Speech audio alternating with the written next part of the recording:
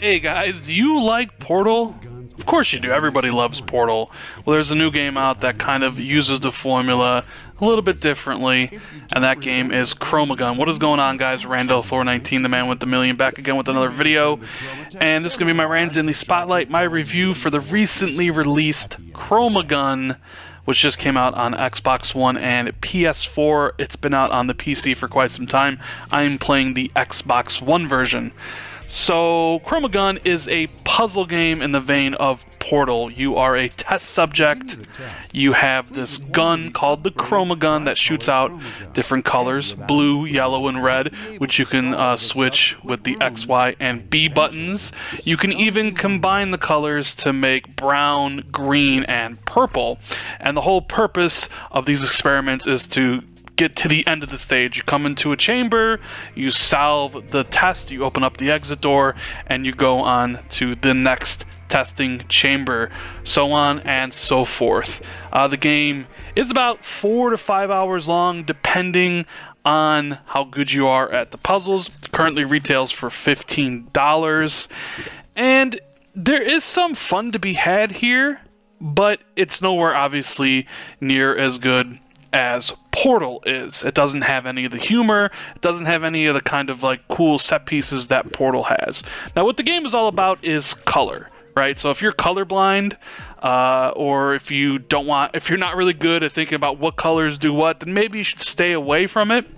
But the basic gist of the game is you come into a test chamber. There are these WorkerDroids that you can kind of change colors. Some are friendly and won't do much to you, like the ones I'm currently shooting at the wall, while others have spikes that if you attack or try to change the color, like this one here with the red, they will come at you.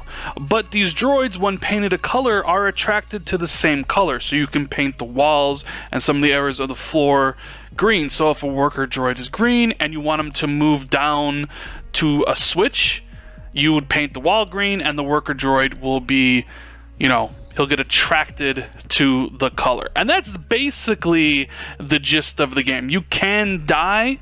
The WorkerDroids they will attack you if you shoot them, and if you stand still long enough, their blades will kill you.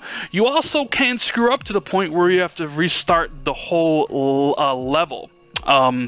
If you paint a wall, say blue and yellow, to turn it green, but then shoot it red, it'll just turn black, and you can't change anything more about it. And if that wall is still needed for something, you have to completely restart the puzzle over. And like I mentioned before, there are 8 levels or 8 stages, and each one of those stages features around 9 testing chambers for around 4 to 5 hours of puzzle goodness. So if you're a puzzle fan, you'll probably enjoy this. If you're a fan of a lower end Portal, you might enjoy this. There are enjoyable moments in the game. Some of the puzzles do get clever as you progress. Some of them actually are a little bit difficult when you get to the end. But yeah, it's kind of missing the charm and humor that Portal employed to make it one of the better games out there.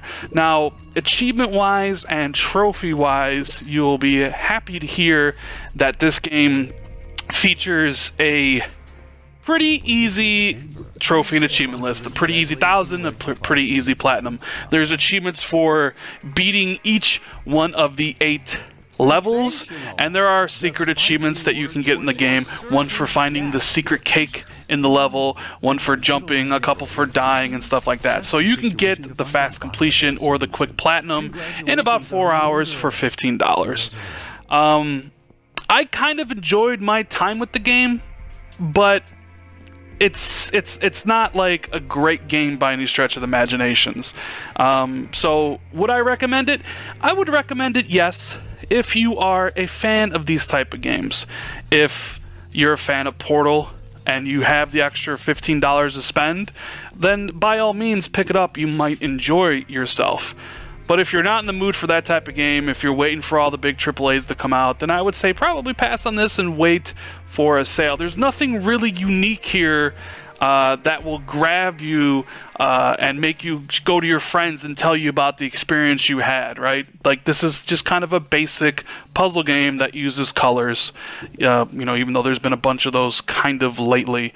Anyways, guys, that is my review for ChromaGun. If I'm going to give it a score, I'd probably give it a 6.5, almost a 7.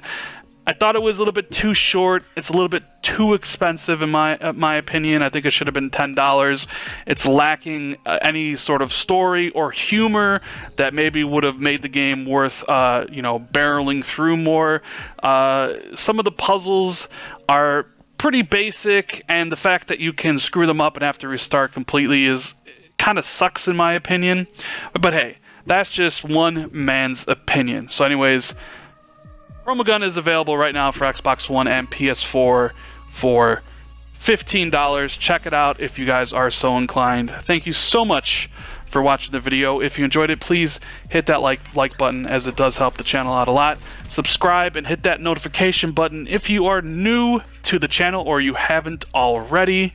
And I will see everybody in the next video. Later, guys.